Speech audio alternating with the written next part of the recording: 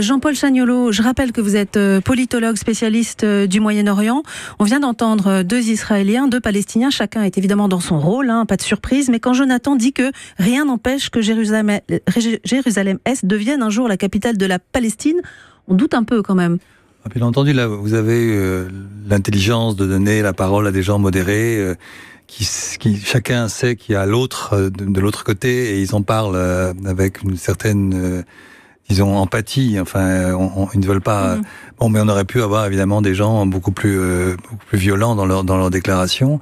Et en fait, c'est clair que cette affaire va casser quelque chose qui n'existait déjà plus, si j'ose dire. D'ailleurs, on est dans la régression, quoi.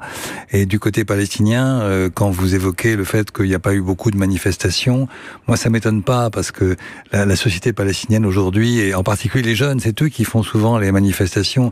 Ils sont, je dirais, à la fois dans la lassitude, ils sont fatigués. C'est ça qu'on entendait beaucoup, et de lassitude. il y a une désespérance. Il faut se souvenir, par exemple, de ce qu'on a appelé un peu rapidement l'intifada des couteaux. C'était quoi? C'était des jeunes qui avaient envie de mourir quelque part, parce qu'ils savaient bien qu'en allant assassiner un Israélien, eh bien, ils allaient mourir. Et donc, il y avait ça. Et moi, j'ai vu beaucoup de jeunes à Jérusalem-Est ou dans Cisjordanie, il n'y a pas si longtemps. Je ne parle pas de ce Gaza parce que j'ai plus le droit, enfin, on peut plus y accéder. C'est sûr qu'ils sont dans une espèce d'état de climat délétère. Et en plus, ils n'ont plus aucune confiance dans les organisations politiques palestiniennes, que ce soit le Fatah ou le Hamas.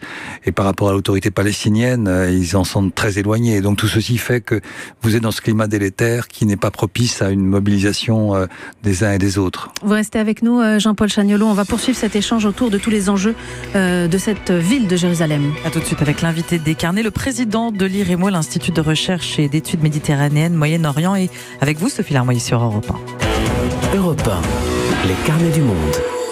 Optique 2000, pour moi, les meilleurs opticiens. Nadine Proust, à Château-Renaud, en Indre-et-Loire, nous dit pourquoi. C'est une personne qui m'a tout de suite bien guidée dans le choix de mes montures. La première fois, il a bien pris les mesures et tout. Là, moi, c'est impeccable. Dès que j'ai un petit problème, de toute façon, moi, je vais le voir. Il prend le temps de discuter avec vous, de vous expliquer bien. J'ai vraiment des verres à très, très forte correction. Et il me trouve toujours des verres bien minces pour pas que ça se voit. J'ai une confiance totale. Nicolas Butiot, l'opticien Optique 2000 et Madame Proust, à Château-Renaud. Ce qui est important pour nous, c'est de trouver l'équipement le plus adapté possible pour nos clients. Et pour cela, nous disposons d'un appareil de mesure de dernière technologie. Et Optique 2000 est partenaire de nombreuses mutuelles, donc nous gérons tout pour nos clients. Alors Madame Proust, contente d'Optique 2000 ? Oui, et en plus, il s'occupe de tout. Optique 2000, c'est le leader français de l'optique, avec 1200 magasins près de chez vous. Dispositifs médicaux, demandez conseil à votre opticien. En ce moment, But vous offre un bon de 9 € sur un dessert Labéry, une recette Le Nôtre, des 150 € d'achat. Dans la limite de 100 000 desserts disponibles, conditions en magasin. Pour votre santé, évitez de grignoter. Et encore une bonne raison d'aller chez Carrefour pour les fêtes. Chez Carrefour, pour 2 jouets achetés, le 3e est remboursé. Non mais t'entends ça, Père Noël, c'est génial, c'est sur tous les jouets. Il y a des jeux de construction, de société, des poupées, des figurines, enfin. Résultat des courses, on va passer un hyper Noël, non ? Jusqu'à dimanche, dans vos hypermarchés Carrefour, pour 2 jouets achetés, le 3e est remboursé sur votre carte Carrefour. Vos magasins Carrefour sont ouverts dimanche. Carrefour. Hors jeux vidéo, consoles et accessoires, cycle et trottinette, le moins cher des 3 remboursés, limité par 3 remboursements par foyer. Modalité, magasin participant et ouvert dimanche sur carrefour.fr. Dimanche 10 décembre, PMU vous donne 10 millions de raisons de parier sur vous. À l'occasion du Grand Prix du Bourbonnais, 9e étape des Epic Series, PMU met en jeu une super tirelire exceptionnelle de 10 millions d'euros sur le Quintet Plus. Oui, 10 millions d'euros.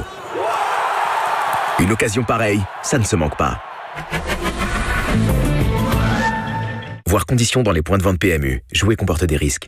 Appelez le 09 74 75 13 13. Appel non surtaxé. Europe 1, les carnets du monde. Avec Sophie Larmoyer, la suite des carnets. On est toujours avec notre invité ce soir, Jean-Paul Chagnolot, spécialiste du Proche-Orient. Voilà, également auteur cette année du livre Israël-Palestine, la défaite du vainqueur chez Actes Sud. Jean-Paul Chagnolot, demain, ce sera pile le 30e anniversaire de la première intifada qui avait embrasé les territoires occupés pendant 6 ans.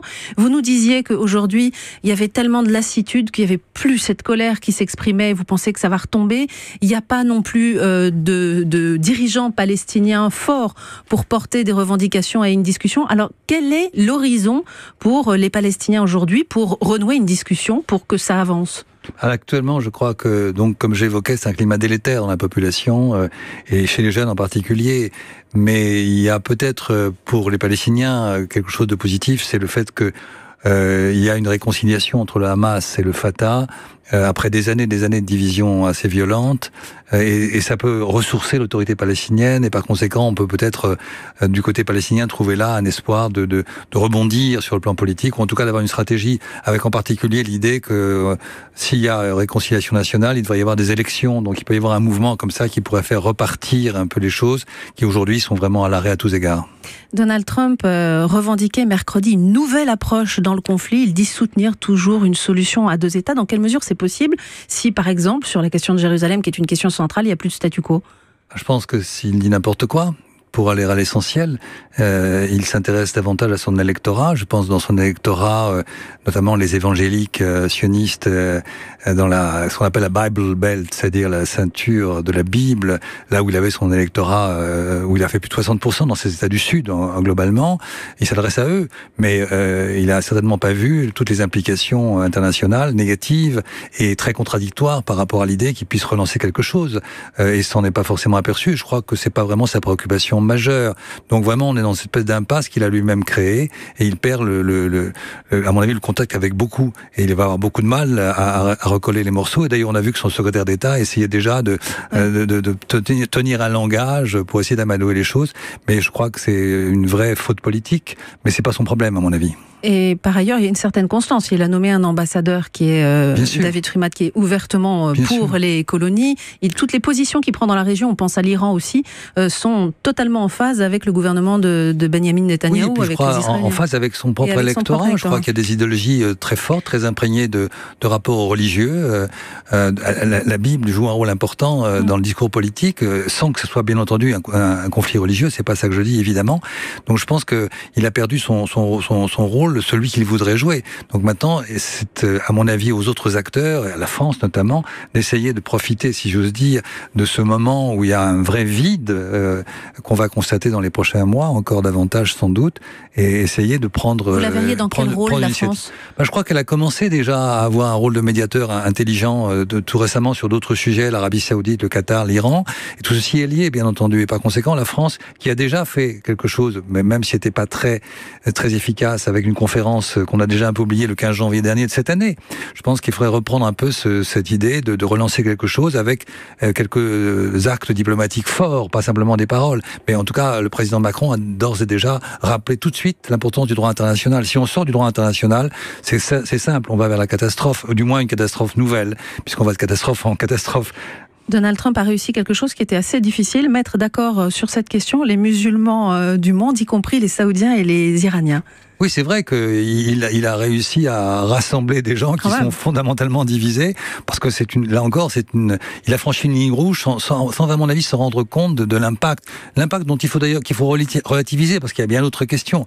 Mais en tout cas, ça crée vraiment quelque chose de grave, et c'est pour ça que je crois qu'il dans cette espèce de fossé qu'il vient de créer, il faut que d'autres acteurs interviennent. D'ailleurs, c'est pas par hasard si dès aujourd'hui il y a une réunion du Conseil de sécurité. Je pense que la communauté internationale, on est très conscient de l'importance de faire quelque chose par rapport à ces déclarations assez irresponsables finalement. Il faut en attendre quoi de l'ONU qui s'est réunie en urgence aujourd'hui? De l'ONU, qu'est-ce que c'est que l'ONU? C'est une assemblée d'États, donc en fait il peut rien se passer puisque les États-Unis vont mettre leur veto s'il y avait une résolution qui leur déplaît, mais au moins l'ONU, comme il l'a fait il y a un an avec la résolution 2334, rappelle le droit international, et je pense que c'est ça qui est essentiel. Et quand on parle du Conseil de sécurité, même si on peut regretter qu'il n'est guère efficace, il faut quand même rappeler qu'il représente le monde entier. Donc quand le monde entier prend une position, ça a du sens. Il faut s'y tenir.